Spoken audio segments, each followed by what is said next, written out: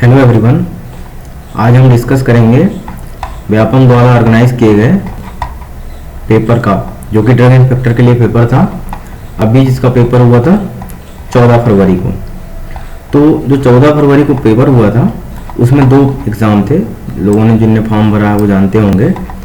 एक तो सहायक ड्रग इंस्पेक्टर का फॉर्म था और एक था ड्रग इंस्पेक्टर का फॉर्म।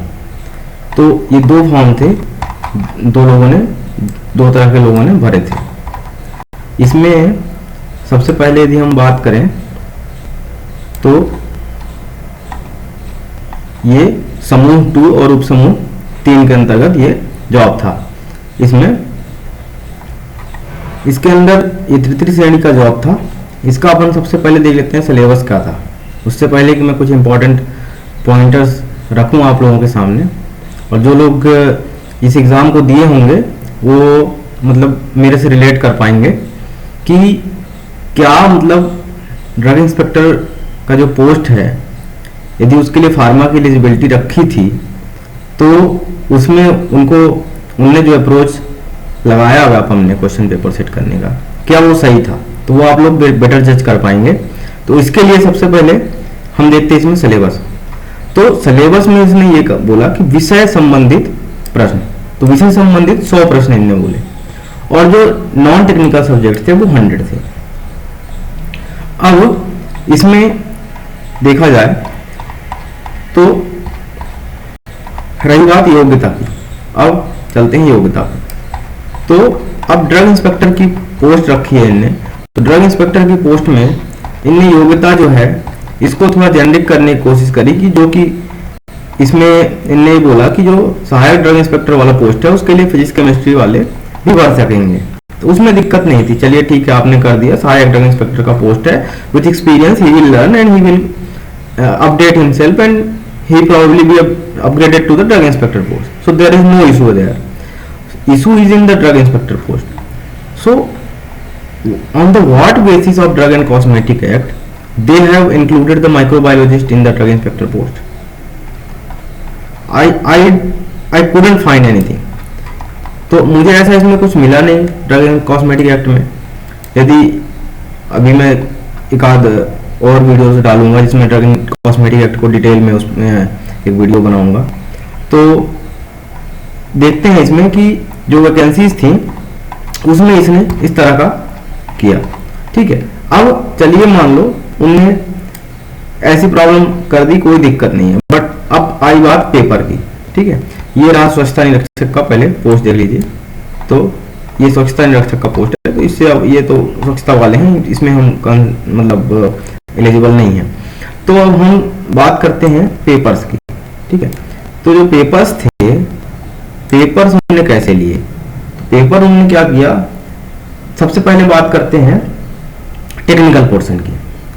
तो अभी तक जितने भी ड्रग इंस्पेक्टर के पेपर होते आए हैं, क्योंकि ये फार्मा बेस्ड पेपर है, तो फार्मा बेस्ड पेपर में जनरली जो हमारे बैकबोन है फार्मा का जो मेनली 3 या 4 सब्जेक्ट होते हैं जो बैकबोन माने जाते हैं फार्मा के। जैसे फर्स्ट यदि मैं बोलूं तो वो है फार्माकोलॉजी। यदि आप फार्मेसी में, यदि आपको फार्माकोलॉजी पे आप पकड़नी है तो आप प्रोबेबली आप फार्मासिस्ट या फार्मा जो भी है, अब फार्मा ग्रेजुएट नहीं हो।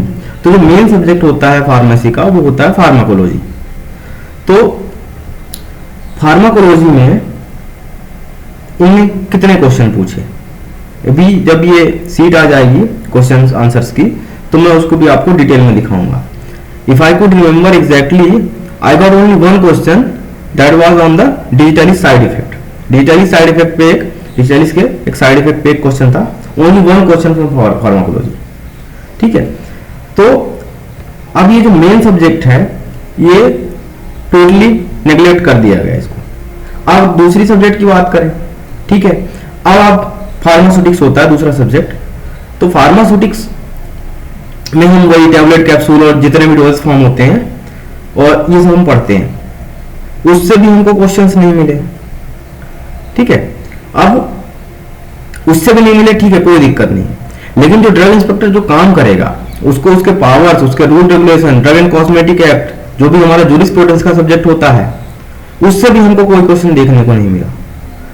तो ऐसा व्यक्ति वो सेलेक्ट करना चाहते हैं ड्रग इंस्पेक्टर के पोस्ट में जो कि नॉन टेक्निकल बैकग्राउंड का बंदा है।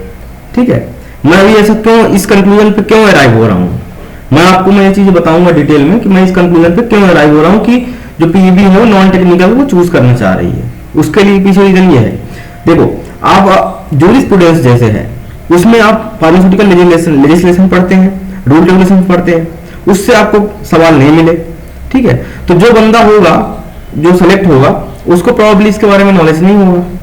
यदि माइक्रोबायोलॉजिस्ट यदि सेलेक्ट होगा वो कहां से जानेगा ड्रग्स क्या होते हैं, शेड्यूल जी क्या है, शेड्यूल एच क्या है, प्रिस्क्रिप्शन ड्रग क्या होते हैं, नार्कोटिक ड्रग क्या होते हैं।